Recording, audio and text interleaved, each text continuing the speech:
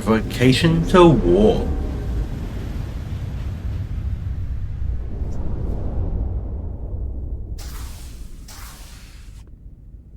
Ambassador Spock, my senior staff.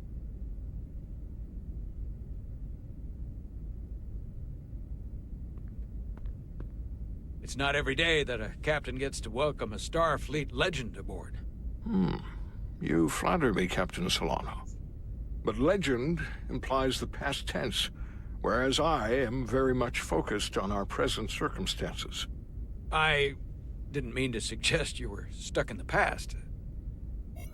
You're right, Ambassador. Not the most diplomatic choice of words. You are a legend, Ambassador. There's not an officer in Starfleet that doesn't know of your career. I would never assume that to be the case. We were hoping you could fill us in on the details. We got the basics from Starfleet. Two formerly peaceful neighbors are now on the brink of war. Indeed, and the tension between them grows fiercer by the hour.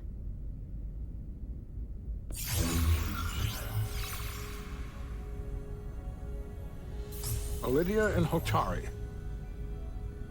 The Elydians are the more advanced species. They made first contact with the Hotari over a century ago.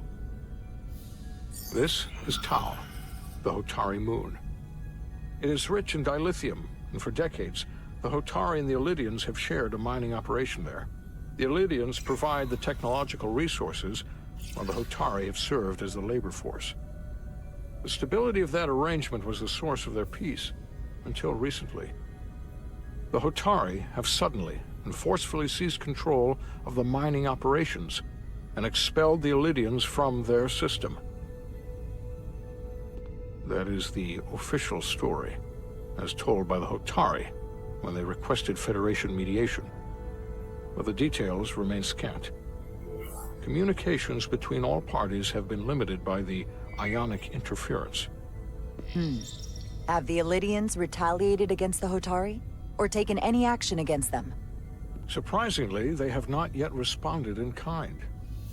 They were open to a Federation presence, but it is unlikely the relatively primitive Hotari forces would stand a chance against the Elydian fleet in open war. Left unchecked, this conflict will result in more bloodshed, which is what we are here to prevent. And the dilithium trade hangs in the balance. Clearly, the Hotari have been exploited in this relationship. Maybe we can persuade them peace is the more profitable alternative for everyone. They both profited from the mines. And for the Hotari, something is better than nothing. True. Peace is our objective, after all. That is correct. We can call it profitable or mutually beneficial, but at the end of the day, the Hotari are still being exploited for their own resources. True peace is not merely the absence of war. And as such, this conflict will surely come again. Yeah. Neither the Elydians or the Hotari are members of the Federation, so we can't make them do anything. There is an additional complicating factor I should mention. In the past, the Federation has relied on the Elydians as a source of dilithium. That certainly changes things. The Federation sources its dilithium from a lot of places. Yeah, and this is one of them. So we've already played a part in this. Unfortunately, that is indeed the case, Commander Rydek. We're morally obligated to make this right. Hold on. Our only obligation is to negotiate the peaceful resolution of this conflict. We're Given the culpable. Federation's involvement in the Elydium dilithium trade, Captain Solano and I must make every effort to appear neutral in these negotiations. What worries me is if this whole thing unravels, and we're at the mercy of the storm at less than full strength. We can't let it come to that. Considering what the Ion Storm has done to our ship, and the Ambassador's shuttle, we have to assume the Elydian fleet has had problems with it as well. This recent surge in the energy disturbance temporarily levels the playing field. Commander Westbrook is correct. The energy anomalies around the Hotari systems have been noted in the past. But they have never been observed on the orders of magnitude we have seen in recent weeks. That may answer why the Hotari were able to strike back after so long. They finally had an opportunity, and they took it. That would also explain the Elydians' restraint. And reason to learn as much about the energy anomaly as we can while we are here. So they We would do not want to be wait. caught at a disadvantage of our own. Yeah. And we are at a disadvantage right I now. trust we understand our circumstances. We're operating on a strict timetable here, and we're going to be leaving for the negotiations shortly. Commander Westbrook, I want you to leverage our systems to investigate the anomaly from here while we're gone. Aye, Captain. Thank you all. Dismissed. I want to speak to both of you privately. Oh no. Ambassador Spock, I'd like to make a formal introduction. My first officer, Commander Jara Rydek. Pleasure. Commander, as you are aware, there are limits to what Captain Solano and I can do in our official capacity as representatives of the Federation. But someone in an unofficial capacity, your first officer, for example, would not be bound by those restrictions. True. Commander Rydek could ingratiate herself to certain parties behind the scenes, where they may be more candid in revealing information that could lead to a resolution. She certainly goes her own way. I'm honored to be included in the negotiation process. You're not just included, you're instrumental.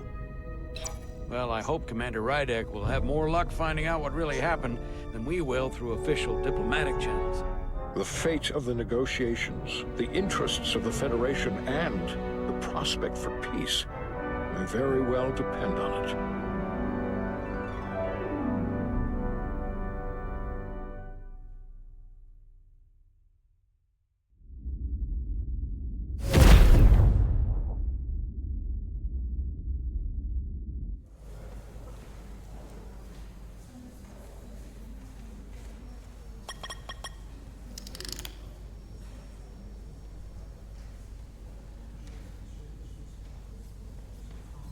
Mr. Diaz, I understand you have already discussed the warp drive failure with Ambassador Spock? I have. It is imperative that the Ambassador's shuttle be flight ready. I need you both to ascertain the root cause of the system failures he encountered. I'm surprised, Commander. I thought you would have wanted to work on Ambassador Spock's shuttle yourself. I respect the Ambassador and his many accomplishments, but I do not derive any satisfaction from interacting with his shuttle as if it were somehow transubstantiated through its association with him. Especially when I have the entirety of this starship to concern myself with. The ambassador asked me to take a look, and I'm ready to crack this thing open. Good. You could learn from Mr. Diaz's focus. I'll take notes. Then I will leave you to it. Make note of any abnormalities in your report. Carry on. Oh, Seems like he's warming up to us. Yeah. Even Chovok has to look at that face and know you've earned some real respect. And I have to admit that I owe you one. hey, You were right to make you don't me owe me. first. I would have shoved you down that thing. Nah. You've pulled me Head out of trouble first. how many times? Call it even. Okay. At the very least, maybe I can track down that bottle of Saurian brandy you're still on the hook for. But first, we have work to do.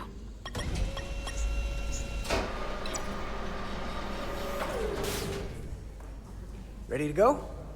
All set. Let's run the diagnostic. You're my best friend. You're gonna be... Okay, that one. All looks okay. So... I know about your talk with Miranda. You do? She sent me a Priority 1 dispatch right after your conversation. I'm happy for you. Both of you. Thanks. Good best friend. But I'm only going to tell you this once.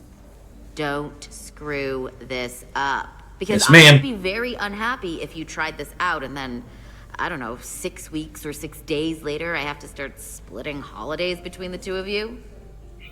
All because things went south and you're not on speaking terms. That just isn't gonna work for me. Are you upset? Not on your life, Diaz. But you need to be careful. I like my friends and I like our group. I don't want to lose that. Is that thing done? Yeah, it's wrapping up. Let's see.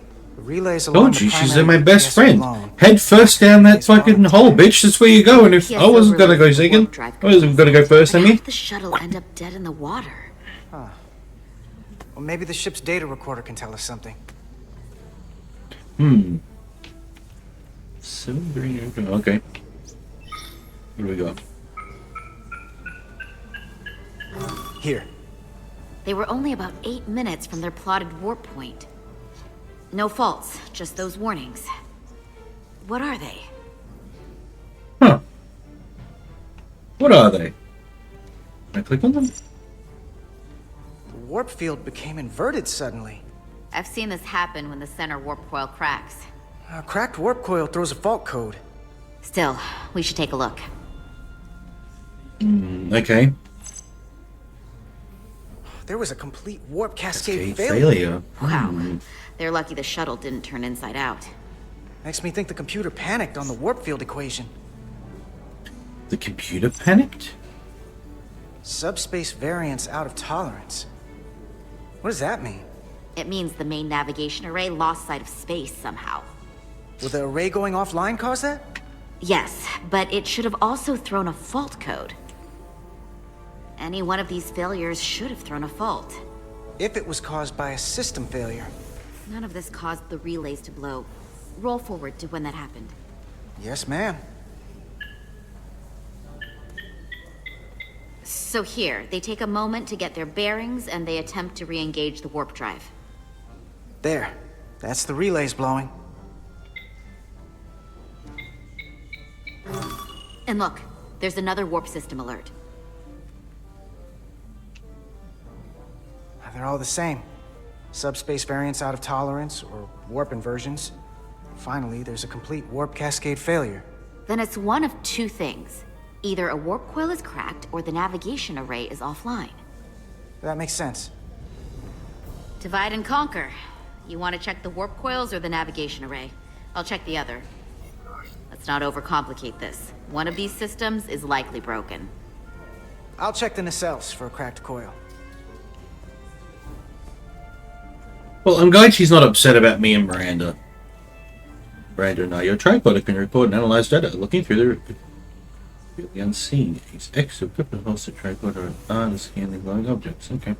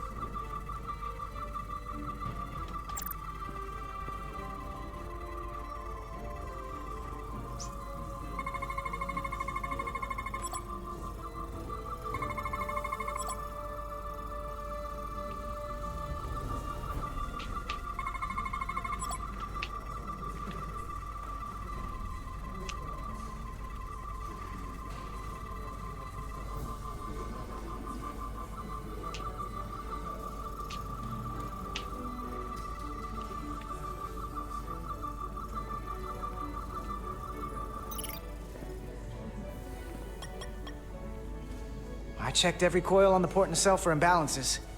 If any coil in either engine were cracked, I would have detected it. So, it must be the navigation array. Except it's not. Checked and double-checked. Okay. The readings don't lie. I trust you. Here comes the security detail for the way team.